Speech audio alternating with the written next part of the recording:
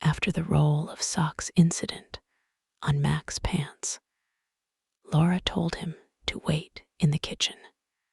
Meanwhile, Laura and Diego poured themselves a glass of wine, relaxed after the spectacle. The walk of shame, Diego repeated with a sly smile. You really nailed the name. Laura nodded, arms crossed, still wearing that look of authority that didn't fade easily. Yes, that's exactly what it was. A walk where the important part wasn't the physical effort, but the shame. Did you see their faces? They couldn't even look at us. Max's ears looked like burning coals, Diego said, laughing.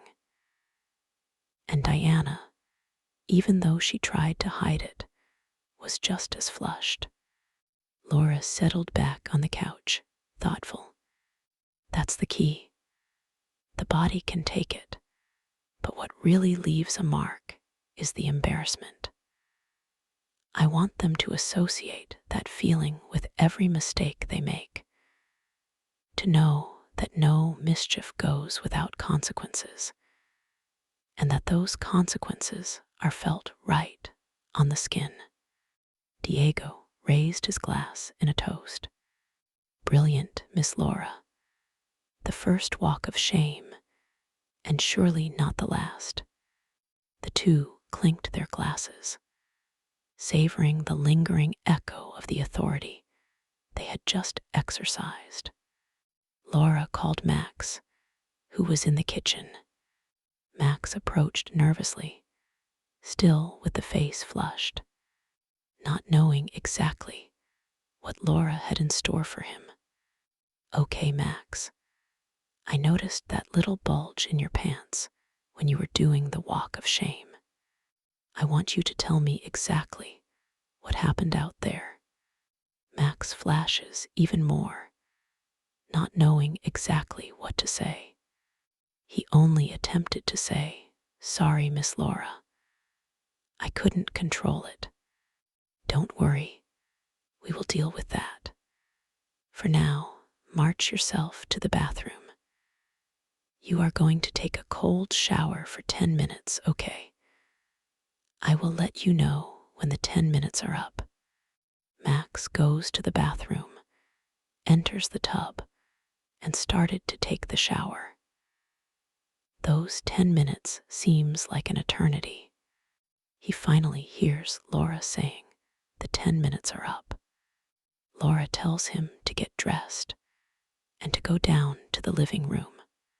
When Max goes down, Laura was sitting in the couch with a stern look in her face. Okay, Max, I hope that shower helped to cool your loins a little bit, she said. But that wasn't all. Laura had something else in store for him. She told Max to sit on the table, and she grabbed a notebook and a pencil. Okay, Max, I want you to write 99 times. I won't have erections while I'm being punished. Max couldn't believe what he was hearing, but he knew the best thing was to obey what Laura was saying. He just sat and started to write. Every now and then, Laura went by to check how he was doing, and she couldn't help making some comments. For example, how red your ears are, Max. You look adorable with those ears, bright red. When he finally ended his task, he raised his hand to let Laura know he had finished. Laura takes the papers and gives them a look. Okay, Max, that's fair enough, she says. Max thought the punishment was over, but he was wrong. Laura had something else in store for him. Laura takes from the notebook one of the pages that Max had written and tells Max he will be doing 30 minutes of facing the wall. But this time, he will be holding one of the pages with his nose pressing the wall. And if he moves, or the page falls, he will have to start again. He grabs the page and puts it carefully between his nose and the wall, and he just stands there. After half an hour, Laura told him he could turn around. Well, Max, I hope this taught you a lesson, and maybe you can control more that tiny thing down there in the future.